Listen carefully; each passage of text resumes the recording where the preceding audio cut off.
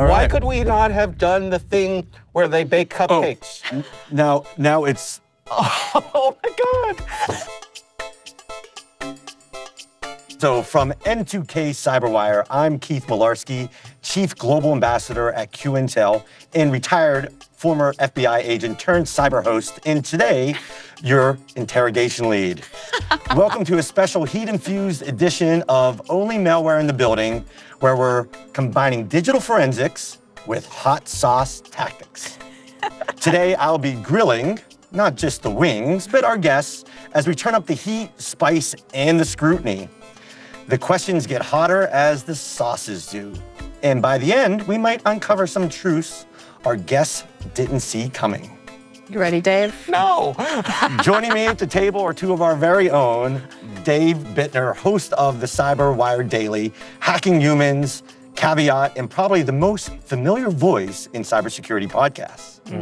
And Selena Larson, senior threat researcher at Proofpoint, expert in cybercrime, and a true hunter of the internet's most elusive adversaries. Wow. I know. And a hunter of hot sauce. And a hunter of hot sauce. I love a good hot sauce.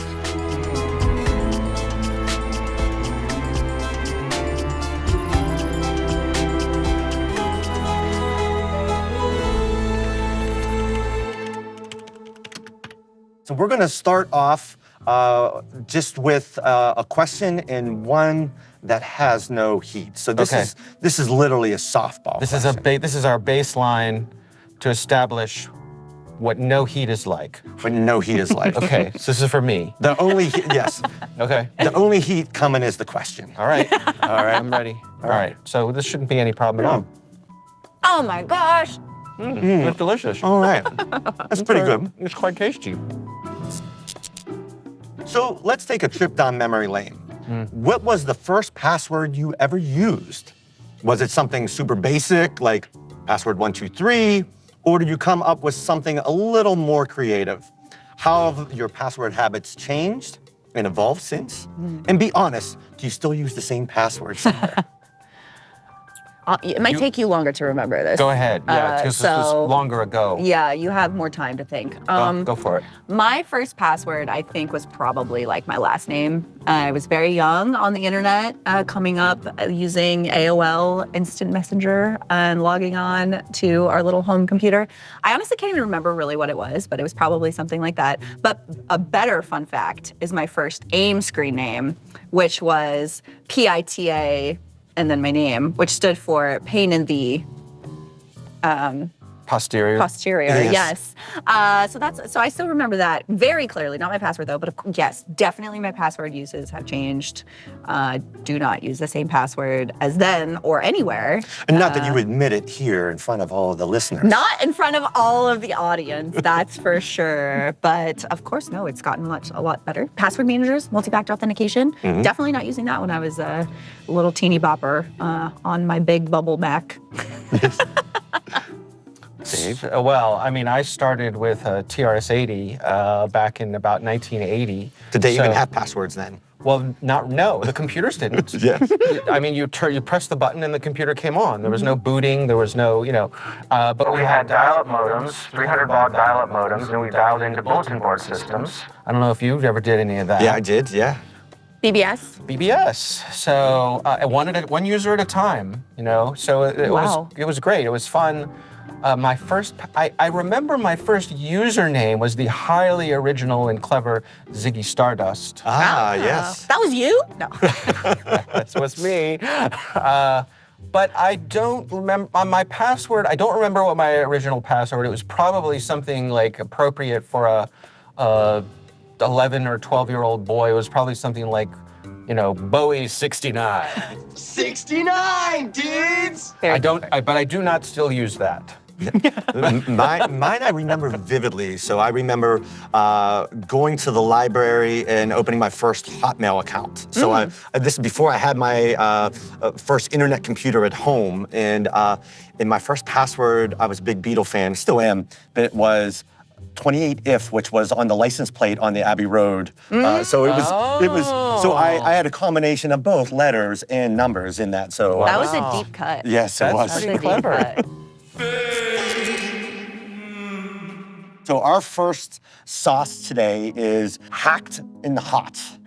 Okay. So I don't know whether this is a brute force or social engineering, but it's a hacked hot. So let's go. All right, here we go. Oh. This is good. Okay. Okay. That's not, I can feel some heat spicy. coming. It's building, for sure. There's more coming. But manageable. This is something I would expect in an authentic restaurant, you know, like where they warn you that this is not actually for the Americans. Okay. It's a little, that's hotter than I expected. The heat is coming The now. aftertaste. It Yes. really it packs an after punch. And I'm worried because that was, That was number one. yeah. As a cybersecurity expert, what is your personal tech routine like when you wake up in the morning? Do you go straight to checking if you've been hacked? Or do you start with a fresh cup of coffee? Is there any kind of ritual you have to make sure your digital life stays secure? That's a good question. I have an unhealthy addiction to my smartphone and my computer. So I immediately look at my phone as soon as I wake up, my alarm clock, and I look at it. But this is actually an interesting question because I feel like it's fundamentally about threat modeling, right? And we're thinking about how do you use technology? How do we use technology? Are we always checking to see, what is our risk level? And for us, I mean, I don't know how you feel, Dave, but I feel I'm very public. I'm out there. I'm out there. I am imminently findable Yeah. on the internet. Yeah. And so I do kind of think that I'm a little bit more cautious about some of the stuff that I would post of like, oh, where am I or what am I doing? And making sure that I do have all those things under control. But more importantly, I also talk to people who know me, who are my friends and family, and make sure that they are also very secure. Because for public people, it can, kind of be a little bit of a supply chain, I guess. Yeah, Your besties, right. know? They'll get to you. Some you know. collateral damage, so to speak. Yeah. Exactly. But yeah, same thing. My phone is what wakes me up in the morning. But so I'm on an iPhone, so the first thing it does is tell me everything. Hey, good morning. And I have my nickname in my phone is Your Majesty. So it says, it says, good morning, Your Majesty. Here's the weather, and here's what it's going to be, right? I follow the very similar routine that you guys do as well. The one thing I do is always checking my bank account. In my credit cards for, because it's not necessarily that they're going to hack my passwords that are going to, and come into my accounts, but they may hack somebody where my credit card or something has been. So I'm always looking for those fraudulent charges, especially when I'm traveling overseas, because you never know, whether there's a skimmer there or something like that. So I'm very hyper vigilant on that. So Yeah. That's a great point, actually. And then also using, two-factor authentication. So even if they would get one of our passwords, you don't have to worry. It's going to be much more difficult to get in. We're going to go to threat level, which is our next one. Let's do it. Let's give it a shot. Down one, two, three. Good taste. 10 out of 10. That level, delicious. Yeah, 2 thumbs up. I think that was the best tasting one so far on that. I am sweating a little. You are a little, yes. Thanks. All right, so as a cybersecurity pro, you're clearly about protecting yourself from malware. But have you ever had a moment where malware almost got you? Maybe an email attachment or a shady website that you almost clicked on? And how close did you come to a digital disaster? I got. Yeah? Yeah. I think we all have. Yeah. So for me, it was the classic, I got a text message from a good friend that said, hey, Dave, did you see this video that was posted of you? Oh, no. That's all it said. Yep. And I was like, no. I gotta see video what is this is. posted? Right, I gotta see what this is. So I click through, and it's like, takes me to like a Facebook login page. And I logged in. Yeah. That was it. That was the ball game. And so you got your Facebook hacked. I did. Yeah. I got it back. This may have been 10 years ago. So I was a lot less vigilant back then. But at the same time, I fell for it hook, line, and sinker. They got me. Got my ego, my curiosity, my fear of what video could this be? Yeah. And also because it came from a trusted source. So it was my friend who got hacked, and then they were spamming everybody on their directory, their list of friends. Yeah, that was one of the big techniques to do that. So, because now you think it's safe, it's coming. That's like my sister will send me stuff. I will never click on a link that she sends me anything. And I'll call her up. I'll be like, hey, did you just send me something? I'm not clicking on anything until you tell me it's safe. So, yeah, that's a good trick though. But did anything happen? No, I mean, I realized it quickly enough that I was able to salvage it, and so I didn't actually end up losing anything. I did feel pretty stupid though. Well, so I think it's really important because, to your point, everyone has something that they could fall for, and we as cybersecurity practitioners have experienced something, that might be bad or whatever. But I think the most important thing that people need to do is not feel stupid. Yes. Because that is, part of the hack is making you feel stupid. They prey on your brain. They are going after you emotionally. They're trying to hack your feelings, and you're, like you were saying, it played to your ego and your interests, and you're like, I want to see this video of me. And so I think that that's so important because they tailor it to make you feel bad.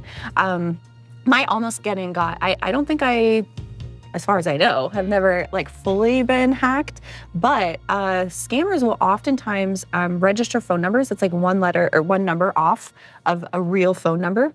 And so I was trying to book a flight, and I was calling the airline, and I called the airline, but I mistyped the number. And so I was one number off. I wasn't even clicking on it, or wasn't an attack that says call this number to dispute it or whatever. I literally just mistyped it. And then I called and whatever, and it went through the whole answering machine of this is the airlines, and put in your information, put in your date of birth, put in your all of this stuff. And then there was one thing that they had asked for that I was like, okay, this is weird. And then I just started putting in fake information. Because I was like, oh, I want to see where this is going. You're not getting this. Yeah, but then it said it was put in your passport information, put in your credit card information. And so put in all of the things that are numbers that you can sort of type in to get information. And it was all automated. I was like, wow, this is actually pretty good. It could have got me. When I was working undercover, my job on the forum was to review any new malware packages that came out. And they really thought that somebody on my site was a Fed. So 5 people. And they were right. They were right. They were right. And so what they did was, at that time, there was the control panel for the malware, and they backdoored it. So when it came in to get reviewed, even though we took it off on not on a production network, on a research network, and it was backstopped and everything like that.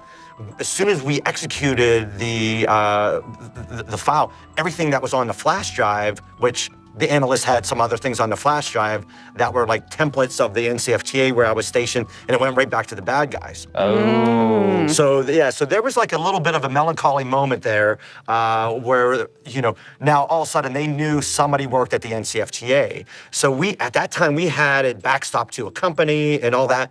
And then we heard a story that they were going to do this expose that one of the admins worked at the NCFTA, and I thought I was toast. But then what we ended up doing, we made some phone calls and we scrubbed the DNS, we scrubbed the whois. So when they did their expose, none of that stuff existed anymore. And then they were just NCFTA template reports, and the other hackers were like, this is all made up because nobody would have these documents there with typos in it and things like that, because they were just templates and all that. So I was able to actually skate by. Wow. But that was probably the worst hack, because that was my my undercover identity. But we were able to make it through it. So patched it up, and is that something that's commonly done in these forums? Is they'll sort of seed backdoored? Oh yeah, because that's the other. They're always worried about, are there feds or cops there on the forum?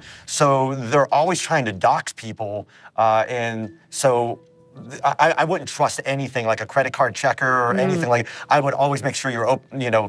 Any undercover guys out there, make sure you're opening up. Or researchers, make sure you're opening it up in in a VM and a totally non-attributable network, because they're going to backdoor it for sure.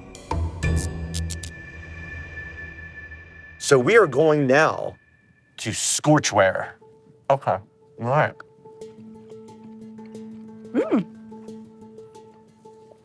Oh, there it is. Yeah, a little bit there. Starting. So, given your line of work, how often do you take a break from all things cyber? Now it's hitting me. Yes. Yes. Do you ever go on a digital detox, or is it just impossible to turn off with so much going on in the cybersecurity world? And what is your strategy for really finding balance between staying on top of threats and taking a breather from your screens? Yeah, so I would say any person who works in this industry who says they know everything about everything is lying to you. You know, I'm something of a scientist myself. Who can rhapsodize on things and, can talk about everything and anything from fraud to, botnets to APT malware to nation state politics to all these things. That's impossible. Like one single person cannot stay on top of everything in cybersecurity. And for me, I have to be very mindful about the things that I can control and I know impact me in my job, and the things that are interesting to me, but I know that I don't feel responsibility to be aware of what's happening because other people know way more about this than I do. And so for me, I really want to make sure that I'm staying on top of the stuff that I need to know about, and then listen to podcasts like the Cyberwire for the stuff that I could, is interesting to me, but maybe not necessarily impacting my work. But from a digital detox perspective, I do think it's very, because burnout in cybersecurity is so real, it's so prevalent. Yeah. And I think that we are all under a lot of pressure, whether you work in DFIR or IT help desk or, threat research, malware reversing, taking stuff from the dark web and, and downloading it. Yeah. And so I do try and kind of go off a little, less crazy on my phone and stuff, but I read a lot of physical books. I love physical books because I do need a brain break, and I get my nails done a lot, and that takes a while. So I put my phone away, my computer away, and I don't that's my self-care of trying to figure out ways of not being around a screen. Yeah. My scalp is sweating. Yes, I was gonna say. Well, my nose is running. Okay, so the question was detox. Yes. Okay. Which you're gonna need after this. Yes. Yes. Absolutely. So, we joke around the office sometimes that, my job is, hi, I'm Dave Bittner, and here's today's bad news. Yeah. And that can get to you after a while. And so my job, I'm spending a good part of my day hunting down the bad news and trying to decide, trying to rank them, what are because we do about 10 stories a day on each Cyberwire podcast. So what are the most important 10 stories that are going to benefit our audience the most to know about? So I have to do that. And but I think to your point, it's a really good one that I cannot be an expert on most of this stuff. And so I rely on people like you, I know who have specialties. So I may not know the answer to something, but I know who does. And so building those relationships and being able to call somebody up and ask them, what does this mean? And I've done that with both of you. Yeah. So how do you decompress? I don't.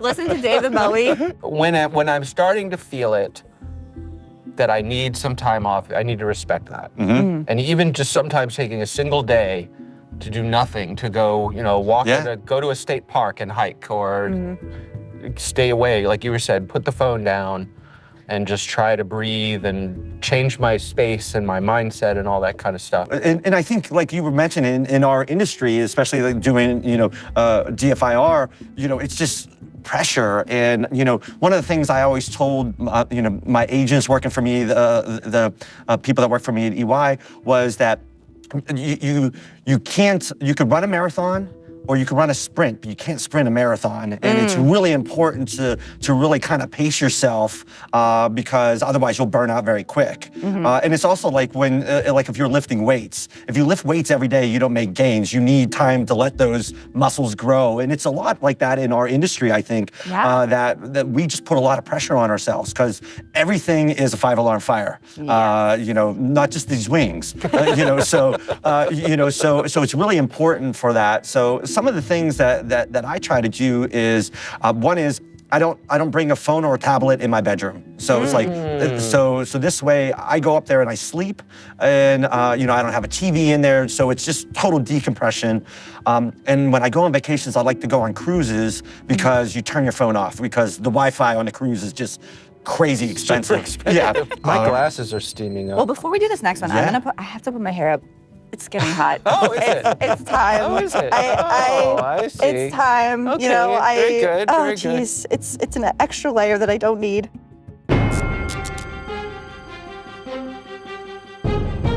This is Only Maruga in the building. Only Maruga in the building. Maruga. What does It's a that pepper. mean? It's a very, very spicy pepper. I Okay. can't. Is it the scorpion pepper or is that a separate one? I I don't know if the moruga is the scorpion pepper. Okay. but So It's a very spicy pepper. I've never had a Maruga pepper, and so this will be interesting. we have to put extra on it? Yeah, just a little dab. Oh my gosh. Well, that was a lot. So yeah, you probably don't have to do that much, but accidentally overpoured. I'm a dab off. No. Yeah, you can dab off my dab. Yeah. Oh, look at that. All right. Okay. All right. Okay. Wait. Only Maruga in the building. Oh. is- All right. All right. Okay, down the hatch. Cheers. Bottoms up. Cheers. No fair. Cheers, cheers. All right. 3, 2, 1.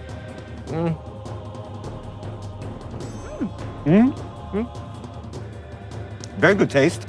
Yeah. That's good. I'm waiting for it to hit. Okay. Yeah. Okay, Not bad. it's coming. Yeah, I can tell. It's building. It's yeah. just a question of how much and how long. It's a. Oh, there it is. There it is. Oh, this one took the longest. Yeah. It's a little. and now that it's there, it's staying. Oh, wow. Okay. All Why right. could we not have done the thing where they bake cupcakes? Now it's. Oh my God. The taste is good, but it's hot. It is. Okay. It's hot. Do we have a couple more? I feel like I'm breathing fire. Do we have a couple more nuggets? Because I'm not quite done, Mr. Mularski. Okay. Oh no. The tables are turned, and I'll be asking the questions now. All right. Mr. Interrogator. All right. my all right. gosh. Oh, look at this. You're representing. Yes. All right. In my previous career, I actually did some work with Oh, the FBI. I did not want to do that. And We have another napkin. did you touch your eyes? Maybe. Oh my God, my eyes are watering. Okay. Oh, It's good. I'm so glad we're not doing 10 of these. Yeah. Oh, Thank you. I am going to sweat through this hat. All right. All right. So, Keith. Yes. Wait, do we need another nuggets? Yes. Shall I get? But I'm trying to move this along. So All right. Drink. All right. I'm ready, Dave. All right, we're going to do one more round Okay. with the really hot stuff. I'm the Oh, really more hot- of the hot. Yes. Wow. We can't go back. I love it. I love it. No, this is great. This is All right. wonderful. This is awful. All right. Oh, good God. All right. I'm ready. I'll do a little more. This so I can hurts so bad. Uh-huh. Get it all there. Yeah. And not like a John Cougar song where it hurt so good. No. This is unpleasant. This is really unpleasant. Okay. Hey, Dave, why don't you be a podcaster? That'd be fun. Oh, yeah. We'll make funny videos and we'll have a good time. That sounds like a great career. All right. So, It's flashing before your eyes. I know. Well, lots of things are. All right. Okay. Ready? All right. 3, 2, 1. Cheers. Cheers. Yeah. Okay. So, G-Man, Uh-huh. in your career with the FBI, all your years of hunting down bad guys, what was the craziest thing you ever saw? What was the wildest thing that made you step back and go, could this possibly be real with these numbskulls that I'm chasing around the world? Okay. I'm taking this hat off because... I'm gonna eat this first one. Okay. Kind of maybe There's hopefully one dull, extra. There's one left. dull things. I know there were some crazy personalities. Wasn't there a guy with the cats? There were guys with cats. Like exotic cats, right? Yeah, so that was Bogachev, the game over Zeus. Oh yeah. So he was very unique in that, he had these exotic cats. Was it like a lynx? Or like a... It was like, Some sort. like a lynx or like a bobcat. A bobcat, there we something go. like that. Okay. Yeah. He had, thank you so much. So I'm going slow on this, Dave. How's your brain? Yeah, it's going good. Yeah. My eyes have stopped watering. I mean, I guess like the funniest things is that their wives and girlfriends always never met a camera that they didn't like. So we had like me. So we had a thing like, you've heard in like the intelligence community, you heard of like UMIT, which is like human intelligence, or SIGINT. And so we had a thing which we called WAGINT, for wives and girlfriends intelligence. So just seeing what they would be posting all the time, and just going, and you just saw crazy stuff, a lot of stuff not safe for work. But so you could just kind of imagine some of those things. But they would post where they were, which was always great for us because then you knew what they were doing. So so that's the best I can come with the clarity of my head right now. How are you? I'm good. This is great. This is great for me. Yeah, I'm doing better now. It's much better now. I'm dying here, guys. But the fact that you doubled down and we went for 2. Wow. So we're going to talk our first computers. What was the first one you owned that you used that sparked your love for tech? Was it a bulky desktop from the 90s or something else entirely? And then was there a specific moment when you thought, okay, I'm hooked on tech? So I will answer. Well, go ahead. Please. Another thing about me, I didn't like technology when I was growing up. I didn't like it. I like, all millennials had our, MySpace and AIM and everything. And I like did the marquee scroll so stuff could go across my MySpace page. And I was like, I'm a hacker. But I didn't really like technology. And I was kind of whatever about it. I really wanted to be, I was a journalist. So I really wanted to be a journalist. I wanted to be a writer. I wanted to, be a person that does words and not numbers. And then I went to San Francisco, and I was doing a job interview in San Francisco, and they're like, well, it was for a technology reporter job. And it was like, well, what do you know about, or like, what do you know about technology? And I'm like, nothing. But you know what I do know about? The news. And in San Francisco, technology is the news. And so I very quickly became, caught up to speed. And then I was like, wow, I love it. And then I really liked cybersecurity and privacy. And so I was like, I'm almost entirely self-taught. I've done some trainings, but not a ton. But now I love it. But my first computer was the bubble Mac. Okay, and I think it was the teal bubble Mac. And I had to share it with my siblings. Like an iMac. We had designated, we had designated times and things you could do, and I think I just missed that you can't use the phone and the computer at the same time. So my sister had that, but then I had we had 2 now. What about you, Dave? I'm sorry. This is awesome. I didn't hear a single word you just said, by the way. The first time I laid hands on computers was I went to they had a special summer camp, summer school kind of thing. And they had TRS-80 Model 1s, which are some of the original 8-bit computers. So that's where I learned how to program BASIC, and I loved it. I loved it so much. So then I saved up money because I had a paper route, and I bought a TRS-80 color computer. I could hook up to a cheap TV, and I had a cassette recorder and all that original stuff. And the thing is, when you're 11 or 12, you don't have any money, but the thing you have is time. So I would spend all summer long just all night, whatever, and I programmed all my own stuff and eventually got a modem, and that opened up a whole nother world of phone freaking and... You were a freaker? I was. Wow. Yeah, love it. Did you freak? I did not. I did not. I got into it a little bit later when I got into college. So they had these Apple computers, at college. So you kind of got into that and just started out with. I wanted something easier than a typewriter to type my stuff, and then it kind of went from there. And then one of my roommates would always play on a computer. We'd play like Leisure Suit Larry or, things like that. So just kind of going in from the games. And then finally, when Windows 95 came out with the Start Me Up campaign, that's kind of when I got that first internet computer, which was a gateway computer back in those days. And I think, I can't even remember, like the hard drive was probably like 2 gigabytes, maybe 3 gigabytes, something like that. Yeah. And you had that, very fast 28-bit modem dial-up, which was crazy.